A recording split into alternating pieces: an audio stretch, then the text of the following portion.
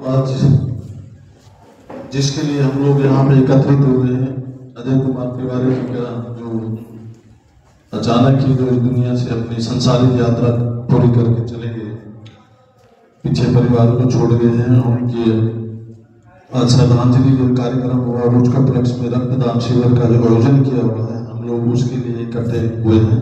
मैं सबसे पहले परमपिता परमेश्वर से गुजारिश करूंगा कि वो इस पुण्य आत्मा को अपने चरणों में स्थान दे और परिवार को पीछे जो भी छोड़ के गए हैं उनको इतनी शक्ति प्रदान करें कि वो इस कमी को पूर्ण कर पाए।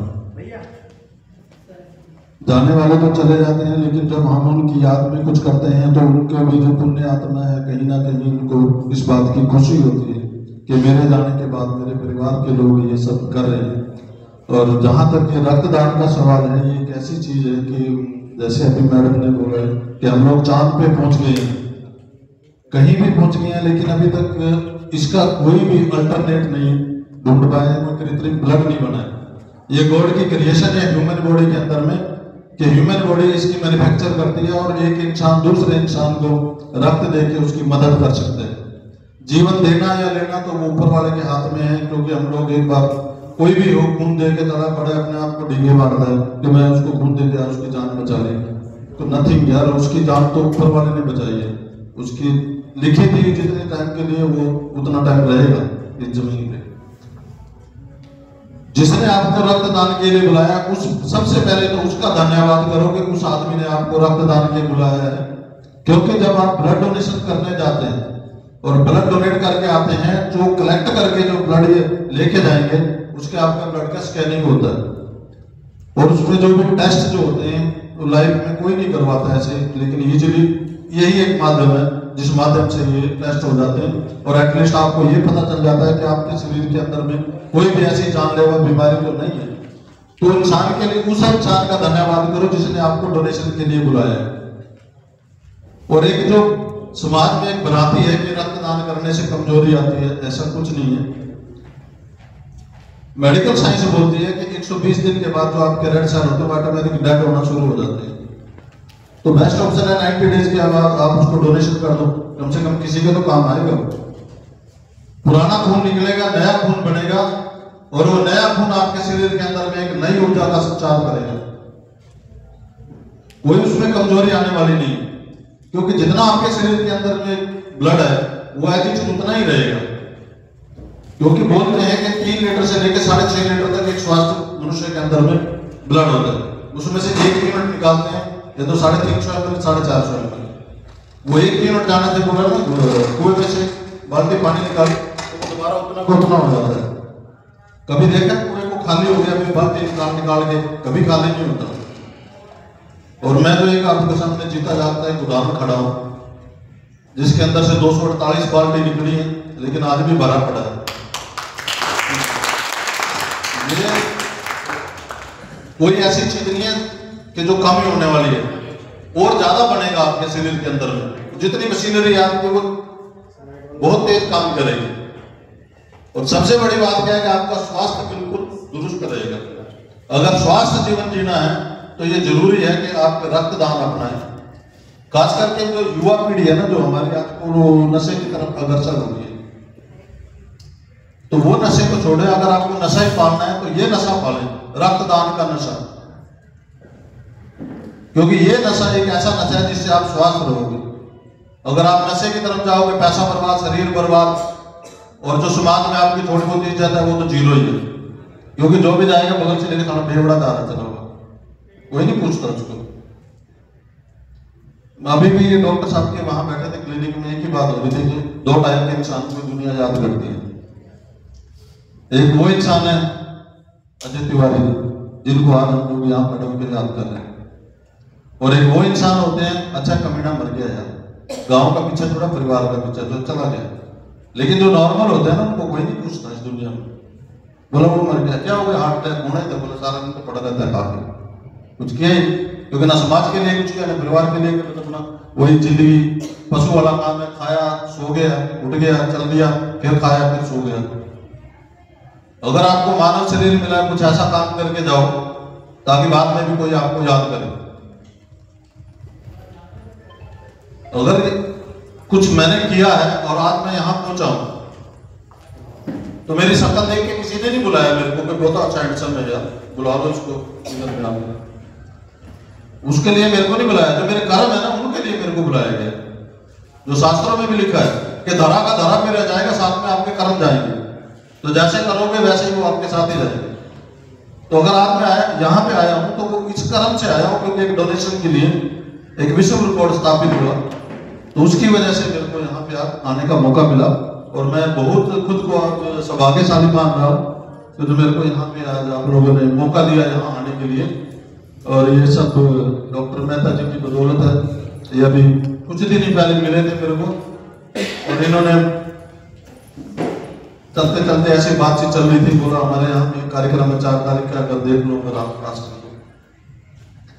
तो मैंने बोला कि अभी तो मैं कन्याकुमारी तक की यात्रा कर रहा हूँ, क्योंकि मेरा एम था कि कश्मीर से लेकर कन्याकुमारी तक और इधर अपना गुजरात से लेकर अरुणाचल तक मोटिवेशन के लिए, कि ताकि युवा को जागरूक कर पाएंगे, वो रक्तदान के प्रति अपनी एक जिम्मेवारी समझे मानवता के प्रति। वो मैं कंप्लीट करके आज यहाँ आया हूँ, क्योंकि जब आसनसोल आया था, आसनसोल से मैं कलकत्ता गया, वहां पे एक कॉन्फ्रेंस अटेंड करी, वहां से चेन्नई की फ्लाइट थी मेरी, चेन्नई गया, चेन्नई से रामेश्वरम के रास्ते हुए बाई रोड कन्याकुमारी तक गए, और कन्याकुमारी से डायरेक्ट फिर कलकत्ता आके फिर यहाँ पे आया हूँ। तो मैंने 22 तारीख को डॉक्टर साहब का हैप्पी बर्थडे था, मेरे को तो पता नहीं था एक्चुअली, लेकिन वो करवाने वाला तो ऊपर वाला था, तो उनको बोला कि मैं आ रहा हूँ। और आप मैंने एक रिक्वेस्ट की थी कि आप 3 को कर लो, ताकि मेरे पास एक दिन स्पेयर रहे 4 तारीख का वापस जाने के लिए, क्योंकि मेरी जो रिटर्न ट्रेन थी वो एक्चुअली टाटा नगर से थी। तो फिर मैंने उसको कैंसिल किया, फिर यहीं से धनबाद से ही राजधानी में रजिस्ट्रेशन कराया। तब मैंने डॉक्टर साहब को बोला कि मैं आप 4 को रुको, मैं 4 को आपके पास आ रहा हूँ। फिर भी इनको यकीन नहीं था, हकीकत है ये, इनको फिर भी आप आ रहे हैं, जरूर आ रहे हैं सर, आएंगे। बोला बता दे, मैं बता दो आएंगे जरूर आएंगे। तो ये मेरे लिए एक सौभाग्य की बात है जो इन्होंने इन्वाइट किया और मैं यहाँ आ पाया। और ये एक ऐसा काम है, इसके लिए अगर कोई भी मेरे को दिन रात कभी भी अगर मेरे पास टाइम होगा तो मैं जरूर आऊंगा, क्योंकि मेरा जो कार्यक्रम होता है ना पूरे 1 साल का तय रहता है। मानवता के लिए इससे अच्छा कोई भी कार्यक्रम नहीं है। शादी ब्याह में दुनिया जाती है, एक इन्विटेशन दोगे तो 4 आएंगे, निमंत्रण पत्र एक भेज दो वो पूरा परिवार आएगा खाने के लिए। लेकिन आज आप देख लो कि एक काम ऐसा हो रहा है मानवता के लिए, इसमें आप खुद अंदाजा लगाओ कितने लोग आए। यही अगर ये बोल देते हैं कि आज आपका यहाँ पे लंच है, दोपहर को आप आइए, तो उस लंच के अंदर में आपको 1000 आदमी मिल जाते हैं। एक कार्ड पे 4-4 बोलो, घर में बोलो 2 दिन से किसी फंक्शन में खाने का मौका नहीं मिला, चलो हाथ साफ करके चलो। लेकिन ये अच्छे काम के लिए बहुत कम लोग हैं जो चीज को समझ सकते हैं। और वही बात है कि मैंने कल भी मैम से बात की थी कि मैं इनसे मिला हूं तिवारी जी से, और मेरे को अभी भी आज भी वही चीज याद आ रही है कि ये मेरे को सासाराम में मिले, जयनारायण मेडिकल कॉलेज के अंदर में, वहाँ किसी कार्यक्रम में गए थे, तो वहाँ शायद मेरी मुलाकात हुई है 2019 में, तब मैं सर्विस में था, मेरे पास भी इन्विटेशन आया हुआ।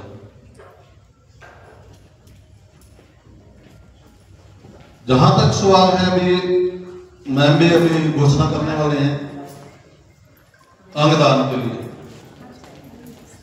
ये भी जो आपका शरीर से जो रक्तदान कर रहे हैं, ये भी एक किस्म का आपका अंगदान है।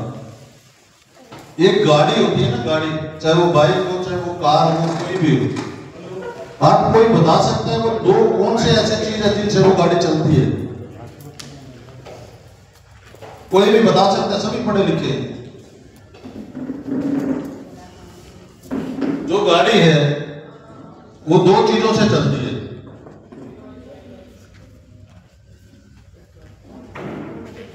एक एसेसरीज होती है, एक कंपोनेंट होते हैं। तो गाड़ी किसके बिना चल सकती है?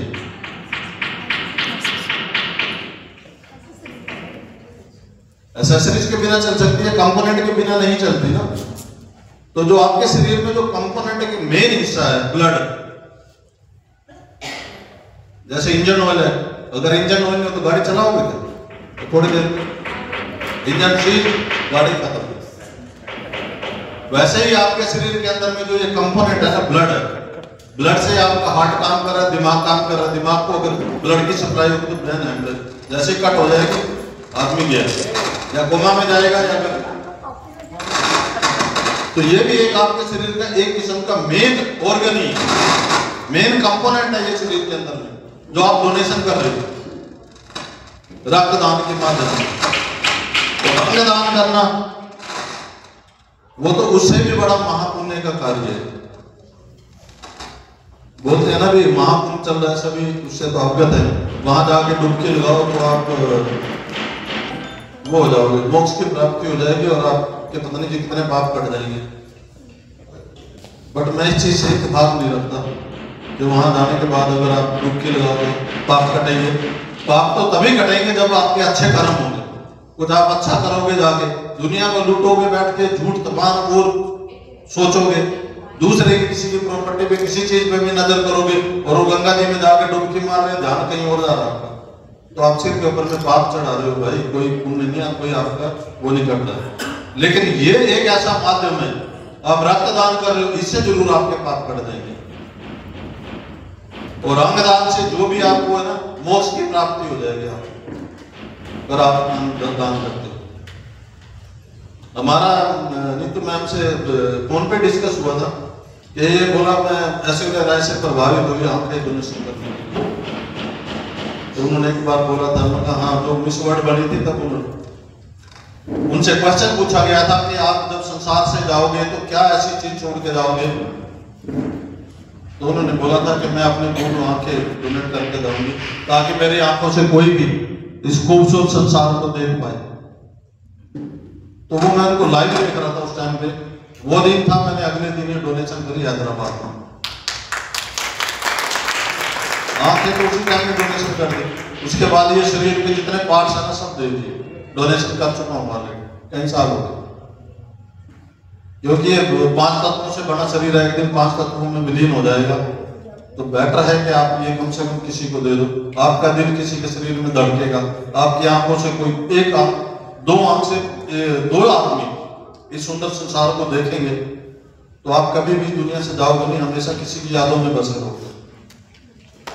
तो ये जरूरी है, अगर आप किसी को भी डोनेशन कर सकते हो तो वो करना चाहिए। जीते जी रक्तदान और मरने के बाद में अंगदान करो, अपने जीवन को सफल। मैडम तो मेरे बारे में नहीं बता पाई, मैडम की कोई गलती नहीं है, आज तक कोई भी नहीं बता पाया, मैं खुद भी नहीं बता पाया मैं कौन हूँ। जिस दिन पता चलेगा आप सबको बताऊंगा, पूरा मैं भी नहीं बता पाया अभी तक कि मैं कौन हूँ। जितना मेरे को पता है अभी तक उतना बता देता हूँ। नाम तो पता चल गया, मैं कैप्टन डॉक्टर सुरेश कुमार सैनी, करनाल हरियाणा से हूँ और एक रक्तदाता हूँ। और अभी तक 248 डोनेशन कर चुका हूँ, जिसमें 146 बार होल ब्लड है।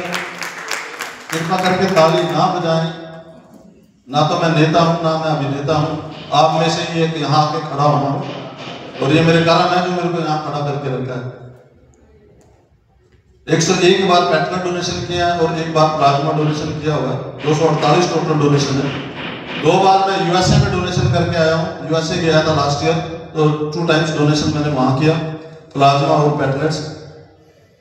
मैं राष्ट्रपति से 2 बार अवार्डी हूँ, गवर्नमेंट ऑफ इंडिया से अवार्डी हूँ, गवर्नमेंट ऑफ दिल्ली 20 स्टेट की गवर्नमेंट से अवार्डी हूँ, हरियाणा सरकार से 7 बार अवार्डी हूँ, हरियाणा के गवर्नर से 4 बार अवार्डी हूँ, जिसमें 3 गोल्ड मेडल मिले हैं गवर्नर से और 1 बार सेंचुरियन ब्लड डोनर का अवार्ड मिला हुआ है। मेरे को सरदार वल्लभ भाई पटेल राष्ट्रीय अवार्ड मिला हुआ है और डॉक्टर एपीजे अब्दुल कलाम राष्ट्रीय अवार्ड मिला। मैं 3 बार के लिए पद्मश्री का नॉमिनी रहा, इस बार भी नॉमिनी था, पर मेरे लिए खुशी की बात है मेरे को नहीं मिला। बाकी देखो परमात्मा जब देगा वो कर्म करो, लेकिन इच्छा मत करो। कृपा करके ताली ना बजाएं, डिस्टर्ब ना हो। नहीं तो ताली बजाते रहोगे, शाम तक ताली बजाओ, प्रेरणा लो। एक बार में ताली बजाना, जब मैं बताऊंगा ना तब ताली बजा देना, ठीक है। 11 मेरे को बहुत डॉक्टरेट मिली हुई है, 3 इंडिया से और 8 बार यूनिवर्सिटी से, इंटरनेशनल यूनिवर्सिटी से। और मैं खुद पॉलिटिकल साइंस से पीएचडी हूँ, इसीलिए डॉक्टर लिखा हुआ है। और बहुत से लोग मेरे को वैसे डॉक्टर समझते हैं कि मैं बहुत बड़ा सर्जन हूँ, या मेडिसिन डॉक्टर हूँ, कोई एयरपोर्ट पे पकड़ के पूछता है सर मेरे पैर में दर्द है कुछ बता दीजिए, तो फिर हम अंग्रेजी दवाई पता नहीं है, देसी इलाज बता दूंगा वो कर लो, वो रामबाण कर सकते हो तो करो तो आपका इलाज हो जाएगा। ये भी मेरे को पता दिया आती है, देसी इलाज का बहुत ज्यादा नॉलेज है। अभी थोड़े दिन मेहता जी के साथ में रहेंगे तो होम्योपैथी सीख जाएंगे, ठीक है, इनको टक्कर देंगे। तो अब कितने हैं ये बाकी तो बाद में कभी डिस्कस करेंगे, क्योंकि बहुत लंबा टाइम है और कार्यक्रम की शुरुआत करना है। एक बार फिर हम उनको नमन करते हुए श्रद्धांजलि देते हुए इस कार्यक्रम की शुरुआत करेंगे। और जो मैम कर रहे हैं, मैंने इनसे एक और बोला था कि आने वाले टाइम के अंदर में, क्योंकि शरीर गया है उनका, हमारे बीच से उनका शरीर चला गया, आत्मा परमात्मा में विलीन होगी, लेकिन वो आज भी यही है और वो हमेशा आपके साथ ही रहेंगे जब तक आप इस कार्य में लीन रहेंगे। और उन्हीं के आशीर्वाद से आप ये जो कर रहे हो, मैं बताता हूं इससे अच्छी कोई भी उनके लिए श्रद्धांजलि नहीं। और मैंने कल भी इनको बोला था कि आप उनकी पुण्यतिथि और 15 अगस्त को उनका जो बर्थडे है उस पर यही एक कार्यक्रम करें रक्तदान के लिए, और लोगों को जागरूक करें कि वो अंगदान भी करें, ताकि वो पुण्य आत्मा हमेशा खुश रहे और आप लोगों को आशीर्वाद हमेशा आशीर्वाद देती रहे जहां भी रहे। तो उनके लिए, उनकी खुशी के लिए ये जो भी कुछ है कि हम लोग, वो जरूर है कि भाई याद आती है जाने के इतना टाइम साथ में और इतना अच्छा काम करने वाले की हमेशा याद आती है। वही मैं आपको पहले भी बताया कि जो अच्छा काम करता है उसकी हमेशा याद आती है, लेकिन जो बुरा होगा तो कुछ अच्छा है पीछा छूट गया यार, परेशान थे, नॉर्मल आदमी को कोई याद नहीं करता। और ऐसे ही मैं तो यही रिक्वेस्ट करूंगा, अपील करूंगा आपसे कि ऐसे अच्छे काम कार्य आप करते रहें। और मैं आप लोगों को सभी के सामने एक चीज को और आपको प्रॉमिस करता हूं, अगर मेरे को भविष्य में कभी आप लोगों ने यहाँ आने का मौका दिया, अगर मैं फ्री रहा तो कोशिश करूंगा कि मैं जरूर आऊंगा। इस काम के लिए मैं कभी भी किसी को मना नहीं करता, बशर्ते कि मेरे पास टाइम, क्योंकि मेरी एंगेजमेंट बहुत ज्यादा होती है, साल भर में घूमता है। तो रक्तदान करें और अपना स्वास्थ्य जीवन जिए, यही मेरी आप शुरू से गुजारिश है। क्योंकि अगर यही बोलता रहा तो शाम तक मेरे को बोलने में कोई दिक्कत नहीं है, क्योंकि मेहता जी की दवाई कहाँ रखी है, गला ठीक है, लेकिन फिर भी कार्यक्रम में आपके सुचारू रूप से चलाना है। तो बस यही एक आप लोगों के लिए संदेश है कि जीते जी रक्तदान करें और मरने के बाद अंगदान करें, ताकि आप किसी की यादों में बसे रहें और अपना जीवन आप सफल करें। जय हिंद, जय भारत।